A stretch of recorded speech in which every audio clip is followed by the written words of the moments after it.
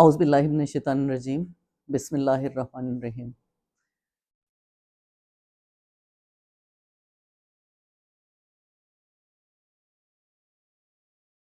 ہم لوگوں نے پچھلی ویڈیو میں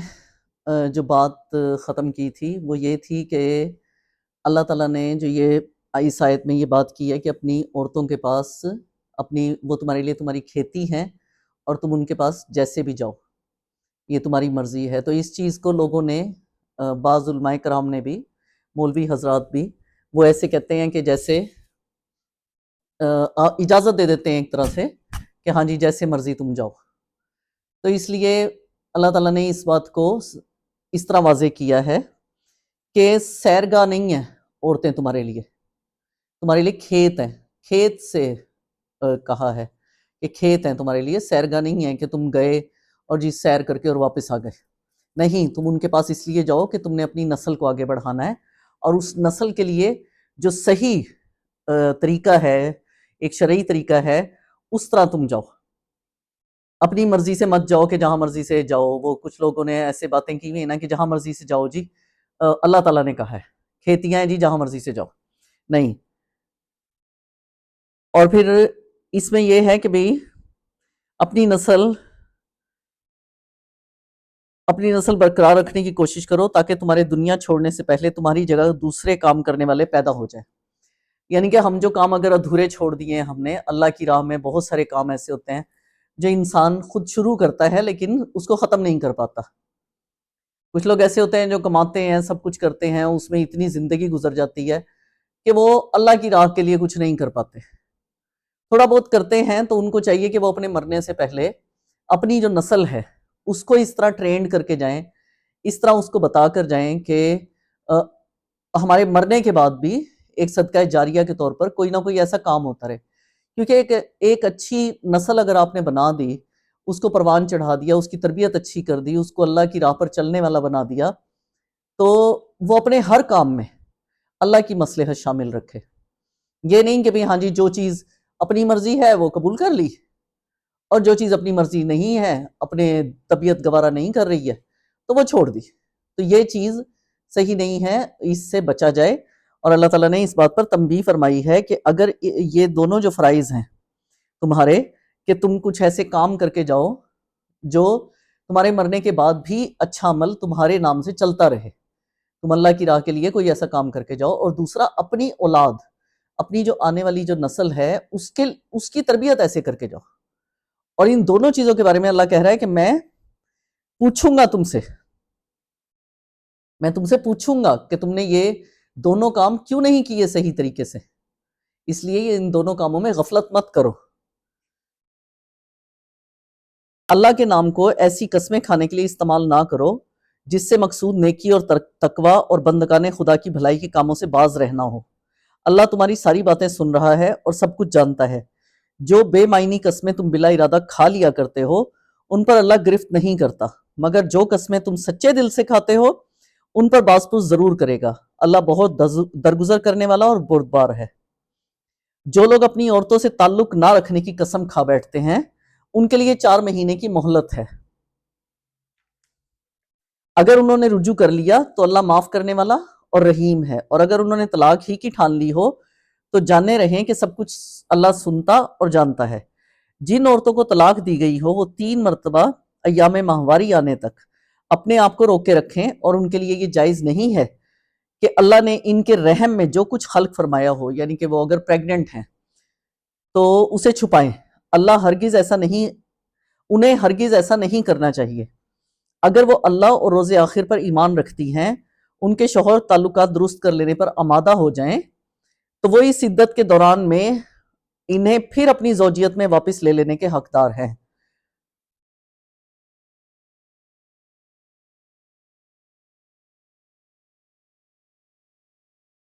اس آیت میں یہ بات بتائی گئی ہے کہ میاں بیوی اگر قانونی طور پر تو رشتہ ازدواج میں بندھے ہوئے ہیں لیکن وہ عملاً ایک دوسرے سے الگ رہ رہے ہیں کہ سیپریٹ ہو گئے ہیں، تو گویا وہ میاں اور بیوی نہیں ہیں۔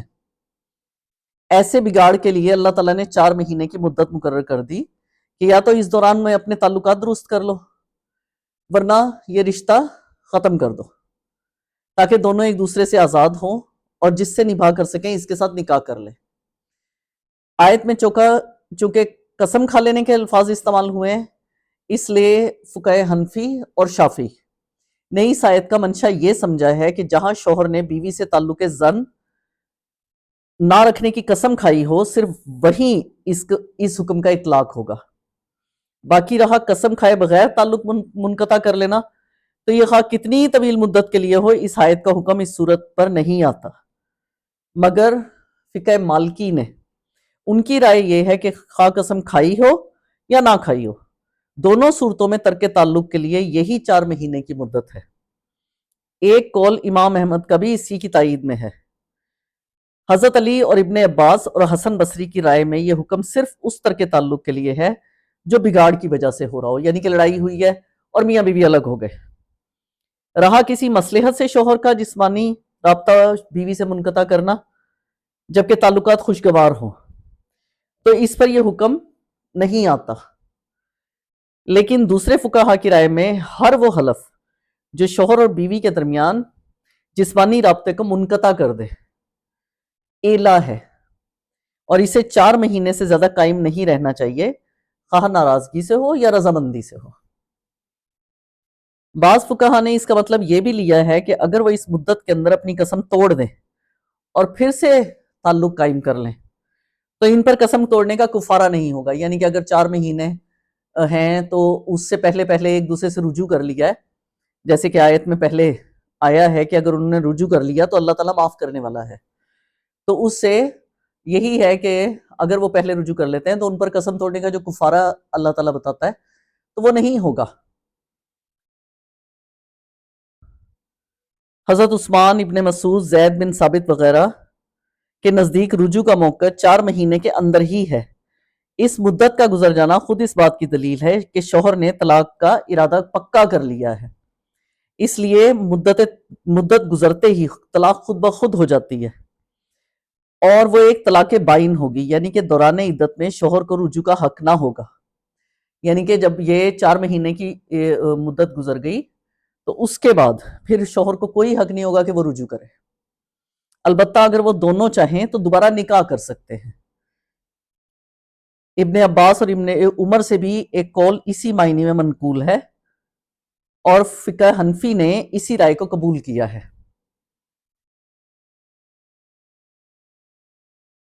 سعید بن مذیب، زہری وغیرہ اس رائے سے یہاں تک تو متفق ہیں کہ 4 مہینے کی مدت گزرنے کے بعد خود بخود طلاق ہو جائے گی، مگر ان کے نزدیک وہ ایک طلاق رجعی ہوگی، یعنی کہ رجوع کر سکتا ہے، یعنی دوران عدت میں شوہر کو رجوع کر لینے کا حق ہوگا،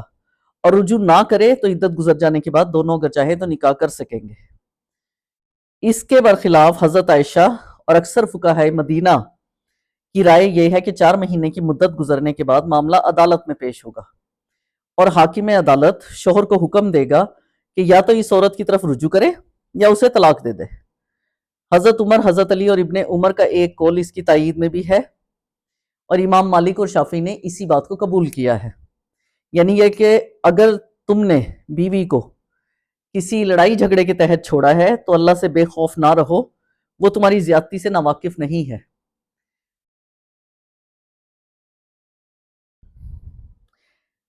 یہ جو حیض کا آیا ہے کہ 3 مرتبہ ماہواری آنے پر وہ اپنے آپ کو روک کے رکھے، اس سے یعنی کہ وہ کسی دوسرے سے نکاح نہیں کر سکتی، تو اس آیت میں فقہا کے درمیان اختلاف ہے اس آیت کے متعلق۔ ایک جماعت کے نزدیک جب تک عورت تیسرے حیض سے فارغ ہو کر نہا نہ لے اس وقت تک طلاق بائن نہ ہوگی اور شوہر کو رجوع کا حق باقی رہے گا۔ حضرت ابوبکر، عمر، علی، ابن عباس اور ابن مسعود اور بڑے بڑے صحابہ کی یہی رائے ہے کہ فقہ حنفی نے اسی کو قبول کیا ہے اور فقہ حنفی نے انہی لوگوں کی رائے کو قبول کیا ہے۔ بخلاف اس کے دوسری جماعت کہتی ہے کہ عورت کو تیسری بار حیض آتے ہی شوہر کا حق رجوع ساقط ہو جاتا ہے، یعنی کہ پہلی جماعت یہ کہتی ہے کہ جب عورت فارغ ہو جائے تیسرے حیض سے تو پھر وہ طلاق یعنی کہ ثابت ہو جائے گی، لیکن جو دوسری جماعت ہے وہ یہ کہتی ہے کہ جب بھئی عورت کو تیسری بار جیسے ہی حیض آیا ہے نا تو شوہر کا یہ حق ختم ہو جاتا ہے، طلاق ثابت ہو جاتی ہے۔ سوری۔ لیکن واضح رہے کہ یہ حکم صرف اس صورت سے متعلق ہے جس میں شوہر نے عورت کو 1 یا 2 طلاقیں دی ہوں۔ 3 طلاقیں دینے کی صورت میں شوہر کو حق رجوع نہیں ہے۔ اس مختصر سے آیت میں ایک بہت بڑی معاشرتی خرابی ہوئی ہے جو عرب جاہلیت میں رائج تھی، اس کی اصلاح کی گئی ہے اس آیت میں۔ عرب میں یہ قاعدہ تھا کہ ایک شخص اپنی بیوی کو بہت مرتبہ طلاق دینے کا مجاز تھا، کہ ذرا سی بات پر بگڑا اور طلاق دے دی، نمک کیوں کم ڈالا، یہ وہ، اور پھر بار بار طلاق دے کر اس سے رجوع کرتا رہتا تھا تاکہ وہ اسی کے ساتھ بندھی رہے، نہ تو وہ کسی دوسرے کے ساتھ نکاح کر سکے۔ تو عرب میں یہ رواج تھا، تو اس آیت نے اس چیز کو ختم کر دیا کہ ایک مدت مقرر کر دی 4 مہینے کی، اور تیسری بار جب حیض آئے تو 3 مہینے، تیسری بار حیض آنے پر اس کے بعد جب وہ فارغ ہو جائے تو اس کے بعد اس کو کوئی حق نہیں ہے شوہر کو کہ دوبارہ سے، ہاں اگر وہ کرنا چاہے تو نئے مہر کے ساتھ نیا نکاح کرے۔ اس طرح مرد پر یہ چیز زیادہ بھاری ہو جاتی ہے کہ یہ جو لوگوں کے درمیان میں یہ بات ہوتی ہے، اکثر لوگوں کا یہ خیال ہے معاشرے میں کہ ہاں جی جس عورت کو طلاق دی گئی ہے وہ بہت یعنی کہ مظلوم عورت ہے۔ مانتے ہیں یہ ایک بہت بڑی چیز ہے، لیکن میں ڈاکٹر اسرار کی رائے کے ساتھ جاؤں گی کہ اور ڈاکٹر اسرار کی رائے اسلام کے ساتھ ہی تھی، انہوں نے یہ چیز بتائی ہے کہ بھئی ہاں جی اللہ تعالیٰ یہ بتا رہا ہے کہ نہیں، ہر طرح سے عورت کا فائدہ ہے۔ بہت سارے احکامات ہیں جو آگے چل کر بھی آئیں گے، تو آپ لوگوں کو پھر سمجھ آ جائے گی کہ ہاں جی اللہ تعالیٰ نے دیکھے، اب اس میں بھی اللہ تعالیٰ نے پہلے جو عرب میں جاہلیت تھی کہ ہاں جی جو لوگ ہوتے تھے وہ ہر وقت طلاق دیتے تھے، ذرا سی بات پہ، ذرا سی بات ہوئی، ذرا سی غلطی ہوئی، طلاق دے دی، پھر رجوع کر لیا، پھر طلاق دے دی۔ تو اس طرح ایک عورت ایک غلط انسان کے ساتھ اپنی ساری زندگی گزارتی تھی، اس کو یہ حق نہیں ہوتا تھا کہ وہ ہاں جی وہ طلاق ہو گئی ہے تو وہ ایک برے انسان سے ہٹ کے وہ کسی دوسرے کے پاس چلی جائے۔ تو اس لیے، اور پھر مرد بھی یعنی کہ وہ پھر مجبور ہو جاتا تھا کہ ہاں جی میں دوسری عورت سے کروں گا، چلو اسی کو بنا لیتا ہوں، اسی سے دوبارہ رجوع کر لیتا ہوں۔ اب وہ عورت چاہے جیسی بھی ہے وہ اس کے ساتھ ہی رہتا تھا، اسی کے ساتھ بار بار رہنا، طلاق دینے کے باوجود رجوع کر لیتا تھا۔ تو اس چیز کو اللہ تعالیٰ نے ختم کیا۔ طلاق کا صحیح طریقہ جو قرآن و حدیث سے معلوم ہوتا ہے وہ یہ ہے کہ عورت کو حالت طہر میں، یعنی کہ وہ پاک ہو، طہارت سے نکلا ہے تو وہ پاک ہو، تو ایک مرتبہ طلاق دی جائے۔ اگر جھگڑا ایسے زمانے میں ہوا ہو جبکہ عورت ایام ماہواری میں ہو تو اس وقت طلاق دینا درست نہیں ہے، بلکہ ایام سے فارغ ہونے کا انتظار کرنا چاہیے۔ پھر ایک طلاق دینے کے بعد اگر چاہے تو دوبارہ سے پھر وہ جب پاک ہو تو پھر ایک اور طلاق دے دے، ورنہ بہتر یہی ہے پہلی ہی طلاق پر اکتفا کرے۔ اس صورت میں شوہر کو یہ حق حاصل رہتا ہے کہ عدت گزرنے سے پہلے جب چاہے رجوع کر لے، اور اگر عدت گزر بھی جائے تو دونوں کے لیے موقع باقی رہتا ہے کہ پھر باہمی رضامندی سے دوسرا نکاح کر لیں۔ لیکن تیسرے طہر میں تیسری بار طلاق دینے کے بعد نہ تو شوہر کو رجوع کا حق باقی رہتا ہے اور نہ ہی اس کا کوئی موقع رہتا ہے کہ دونوں کا پھر نکاح ہو سکے۔ اس بات سے یہ بات واضح ہو گئی کہ آپ یہ جو حلالہ ہے اس چیز کا پوری طرح سے کلیئر کر دیا اللہ نے، کہ جو لوگ کہتے ہیں کہ ہاں جی ایک طلاق بھی اگر کسی نے غصے میں ایک دفعہ ہی، چاہے وہ 3 مرتبہ بولے گا لیکن وہ طلاق ایک ہی کہی جائے گی،